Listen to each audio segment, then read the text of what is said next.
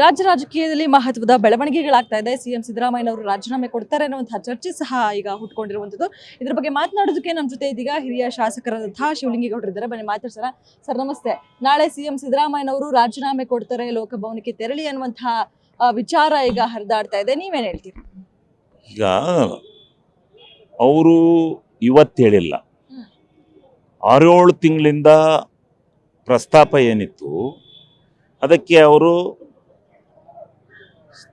ರಾಹುಲ್ ಗಾಂಧಿ ಅವರು ಹೇಳಿದ ತಕ್ಷಣ ನಾನು ರಾಜೀನಾಮೆ ಕೊಡ್ತೀನಿ ಅಂತಕ್ಕಂಥ ಮಾತನ್ನ 100 ಸಾರಿ ಎಷ್ಟು ಸಾರಿ ಕೇಳಿದ್ರು ನೀವು ಹೇಳಿದ್ದಾರೆ. ಒಂದು ವೇಳೆ ರಾಜೀವ್ ಗಾಂಧಿ ಅವರು ಡೈರೆಕ್ಷನ್ ಬಂದಿದ್ರೆ ಆದರೆ ಅವ್ರು ಕೊಡ್ತಾರೆ. ಮತ್ತೆ ಆ ಕರ್ನಾಟಕ ರಾಜ್ಯದ ರಾಜಕಾರಣದ ಇತಿಹಾಸದಲ್ಲಿ ಒಬ್ಬ ನಾಯಕರಿಗೆ ಕೊಟ್ಟಂತ ಮಾತಿಗೆ ತಕ್ಕಂತೆ ನಡ್ಕೊಂಡಂತ ಒಬ್ಬ ಮುಖ್ಯಮಂತ್ರಿ ಅಂತಕ್ಕಂಥ ಹೆಸರನ್ನು ಪಡಿತಾರೆ. ಈಗ ನಿನ್ನೆ ಸುದೀರ್ಘವಾಗಿ ಸಭೆಗಳು ನಡೀತು. ಸೊ ಹೀಗಾಗಿ ನಿನ್ನೆ ನಡೆದಂತಹ ಸಭೆಯಲ್ಲಿ ರಾಹುಲ್ ಗಾಂಧಿ ಅವರು ಸಿಎಂ ಅವ್ರಿಗೆ ಸೂಚನೆ ಕೊಟ್ಟಿದ್ದಾರಾ, ನೀವು ರಾಜೀನಾಮೆ ಕೊಡ್ಬೇಕು, ರಾಜ್ಯಸಭೆ ಕಡೆ ಹೊರಡಬೇಕು ಅಂತ? ಒಳಗಡೆ ಏನ್ ನಡೆದಿತ್ತು ನಮಗ್ ಗೊತ್ತಿಲ್ಲ.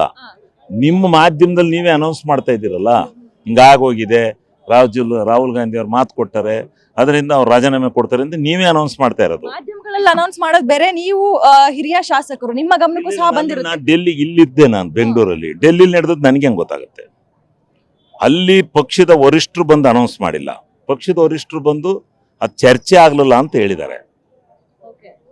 ಆದ್ರೆ ನೀವು ಮಾಧ್ಯಮದವ್ರು ಮಾತ್ರ ಇಲ್ಲ, ಸಿದ್ದರಾಮಯ್ಯನವರು ನಾಳೆ ರಾಜೀನಾಮೆ ಕೊಡ್ತಾರೆ, ಹಿಂಗಾಗತ್ತೆ ಅಂತೇಳಿ ನೀವೇ ಹೇಳಿರೋದು. ನೀವೇನ್ ಹೇಳ್ತೀರಾ ಸರ್? ಸಿಎಂ ಸಿದ್ದರಾಮಯ್ಯ ಅವರು ರಾಜೀನಾಮೆ ಕೊಡ್ಬೇಕಾ, DCM ಅವ್ರಿಗೆ ಬಿಟ್ಕೊಡ್ಬೇಕಾ ಅಂತ? ಅಲ್ಲ, ನಾನು ಹೈಕಮಾಂಡ್ ಮತ್ತೆ ಸಿದ್ದರಾಮಣ್ಣವರು ರಾಜೀನಾಮೆನ ಕೊಟ್ರೆ ಕೊಟ್ಟ ಮಾತಿಗೆ ತಕ್ಕಂತೆ ನಡೆದರು.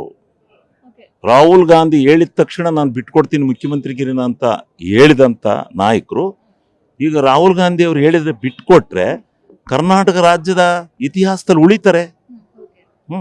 ಈಗ ಸಚಿವ ಸಂಪುಟ ಸಹ ಬದಲಾಗುತ್ತೆ. ಈ ಒಂದು ಸಚಿವ ಸಂಪುಟದಲ್ಲಿ ನೀವೇನಾದ್ರೂ ಇರ್ತೀರಾ ಅಂತ? ನಾವು ಇರ್ತೀವಿ ಅಂತ ಭಾವಿಸ್ಕೊಂಡಿದೀವಿ.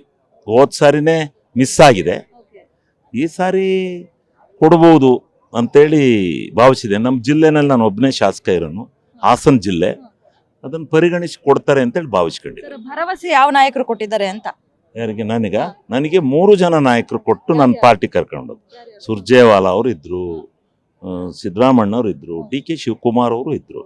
ದೇವನಹಳ್ಳಿ ರೆಸಾರ್ಟ್ನಲ್ಲಿ ಸಭೆ ಸೇರಿದಾಗ ನಿನಗೆ ಅವಕಾಶ ಬಂದರೆ ನಿನ್ನನ್ನು ಮಂತ್ರಿ ಮಾಡ್ತೀವಿ, ಸರ್ಕಾರ ಬಂದರೆ ಬಾರಪ್ಪ ಅಂತೇಳಿ ಕರ್ಕೊಬಂದಿದ್ರು.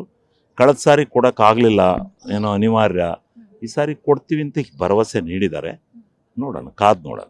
ಸರ್, ಒಂದ್ ವೇಳೆ ಸಿದ್ದರಾಮಯ್ಯನವರು ನಾಳೆ ರಾಜೀನಾಮೆ ಕೊಟ್ಟಿದ್ದೇ ಆದ್ರೆ ಮುಂದಿನ CM ಯಾರಾಗಬೇಕು, ಯಾರಾಗ್ತಾರೆ? ಅದು ಹೈಕಮಾಂಡಿಗೆ ಬಿಟ್ಟಿತ್ತು. ಅಲ್ಲ, ನಿಮ್ಮ ಪ್ರಕಾರ ಯಾರು? ನಾನು ಅವೆಲ್ಲನೂ ಹೇಳ್ಬಾರ್ದು. ಹೈಕಮಾಂಡ್ ವಿಚಾರ. ನಾವು ಒಬ್ಬ ಶಾಸಕನಾಗಿ ಪಾರ್ಟಿಯಲ್ಲಿ ಏನ್ ತೀರ್ಮಾನ ಮಾಡ್ತಾರೆ ನೀವೆಲ್ಲ ಈಗ ಅನೌನ್ಸ್ ಮಾಡೋದು ಯಾಕೆ ಕ್ವಶನ್ ಕೇಳ್ತೀರಿ? ಏನಂತ ಮಾಡಿದಿರಿ?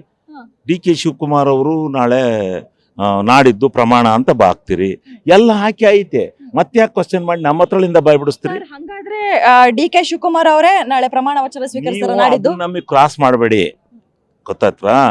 ಯಾರು ಹೈಕಮಾಂಡ್ ಇದೆ, ಹೈಕಮಾಂಡ್ ಹೇಳಿದಂತವ್ರು ಬಂದು ಪ್ರಮಾಣ ತಗೋತಾರೆ.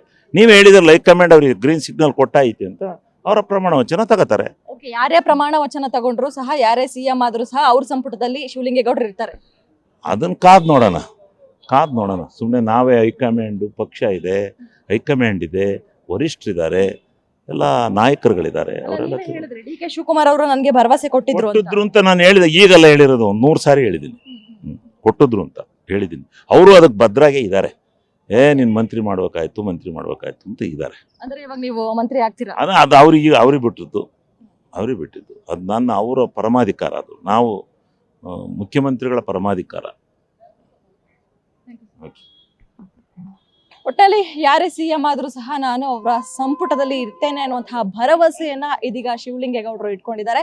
ಕ್ಯಾಮರಾ ಪರ್ಸನ್ ರವಿ ಜೊತೆ ಕವನ ಶಿವಣ್ಣ, ಗ್ಯಾರಂಟಿ ನ್ಯೂಸ್, ಬೆಂಗಳೂರು.